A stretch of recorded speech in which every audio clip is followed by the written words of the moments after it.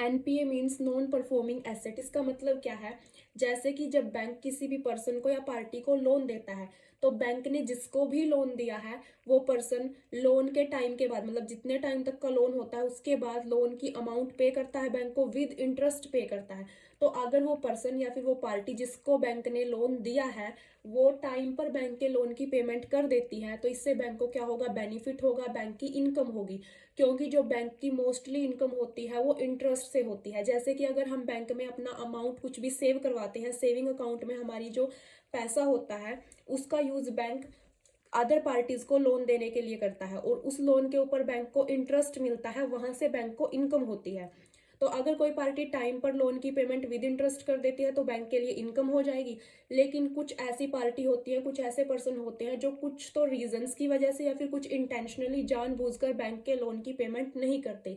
तो अगर किसी केस में बैंक के लोन की पेमेंट नहीं की गई तो वहां पर बैंक के लिए नुकसान होगा, बैंक को लॉस होगा। तो उसी लोन को नॉन परफॉर्मिंग एसेट बोला गया है, क्योंकि वो बैंक के लिए कोई भी इनकम जनरेट नहीं करेगा।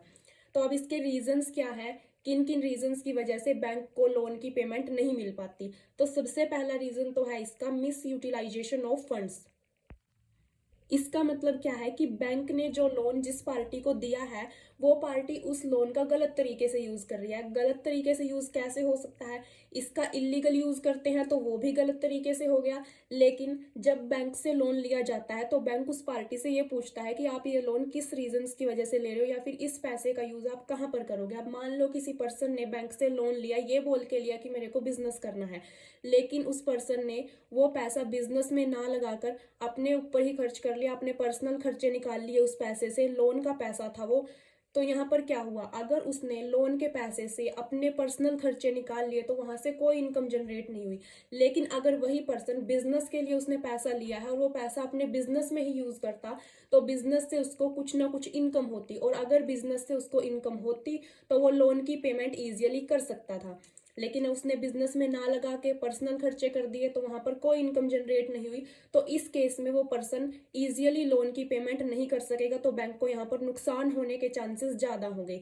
सेकंड पॉइंट है इसका no proper follow up action. इसका मतलब यह है कि जब बैंक से लोन लिया जाता है तो लोन लेते टाइम, जब बैंक लोन देता है तो उस टाइम तो बैंक बहुत सारी फॉर्मेलिटी करते हैं, जैसे कि सर्टिफिकेट जमा करवाते हैं, डॉक्यूमेंट्स जमा करवाते हैं, बहुत सारी चेकिंग करते हैं जिस टाइम लोन लिया जाता है। लेकिन लोन देने के बाद जब वो अमाउंट उस पर्सन के हाथ में चली जाती है जिसने लोन लिया है, उसके बाद बैंक बिल्कुल भी चेक नहीं करते कि वो पर्सन उस पैसे का किस तरीके से यूज कर रहा है, मतलब कि लोन के पैसे को वो कहाँ कहाँ लगा रहा है। तो बैंक बाद में बिल्कुल भी चेक नहीं करते। इसके बाद इसका थर्ड पॉइंट है इंटेंशनल डिफॉल्टर। अब यहाँ पर वर्ड से ही क्लियर है कि कुछ ऐसे पर्सन भी होते हैं जिनकी इंटेंशन, जो पहले से ही माइंड में ये लेकर चलते हैं कि हमने बैंक से लोन लेना है लेकिन उसकी पेमेंट नहीं करनी है, तो ऐसे पर्सन को ही इंटेंशनली डिफॉल्टर बोला जाता है। इस टाइप के पर्सन लोन कैसे लेते हैं बैंक से, ये अपने फॉल्स डॉक्यूमेंट, गलत डॉक्यूमेंट प्रिपेयर करते हैं और बैंक में लोन के लिए अप्लाई कर देते हैं। और अगर बैंक इनके लोन को अप्रूव कर देता है, इनको पेमेंट कर देता है, तो बाद में ये लोन की पेमेंट बैंक को नहीं करते, क्योंकि इनकी स्टार्टिंग से ही इंटेंशन होती है लोन की पेमेंट ना करने की, तभी ये अपने फॉल्स डॉक्यूमेंट बैंक में जमा करवाते हैं। फोर्थ क्या है इसका पॉइंट, नेचुरल कॉजेज एंड क्लाइमिटीज। इसको हम एग्रीकल्चर से रिलेट कर देते हैं, क्योंकि जो नेचुरल कॉजेज या क्लाइमिटीज होती हैं वो एग्रीकल्चर में ही होती हैं। जैसे कि अगर किसी किसान ने अपनी फसल के लिए, अपने एग्रीकल्चर के लिए कोई ना कोई लोन लिया बैंक से, लेकिन उस साल किसी भी रीजंस की वजह से, किसी नेचुरल रीजन की वजह से, जैसे कि बाढ़ की वजह से, सूखे की वजह से, बरसात की वजह से, किसी भी रीजन से उसकी फसल उस साल अच्छी नहीं हुई, फसल खराब हो गई, तो यहाँ पर उस किसान को कोई भी इनकम नहीं हुई। तो अगर उसको इनकम ही नहीं हुई तो बैंक को लोन की पेमेंट कैसे करेगा। तो इस रीजन की वजह से भी बैंक को लोन की अमाउंट रिसीव नहीं हो सकती। इसके बाद अगला पॉइंट है प्रेशर ऑन बैंक मैनेजर्स। कई बार बैंक मैनेजर्स के ऊपर भी लोन देने का प्रेशर होता है। ये प्रेशर किसकी वजह से होता है, ये पॉलिटिकल पार्टीज की वजह से होता है, क्योंकि पॉलिटिकल पार्टीज जो हैं ये बैंक के मैनेजर्स के ऊपर प्रेशर बना देती हैं कि आपको इस पर्सन को या फिर इस पार्टी को लोन देना है।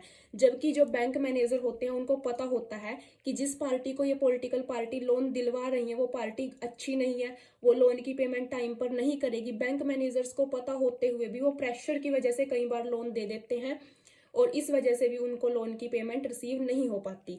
सिक्स्थ पॉइंट है इसका, non availability of proper security against loan. यानी कि जब हम बैंक से लोन लेते हैं तो कोई ना कोई सिक्योरिटी जमा करवानी होती है लोन के अगेंस्ट।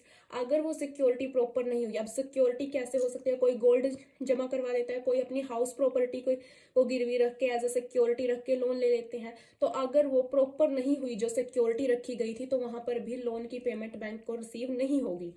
नेक्स्ट है कि failure of business of borrower.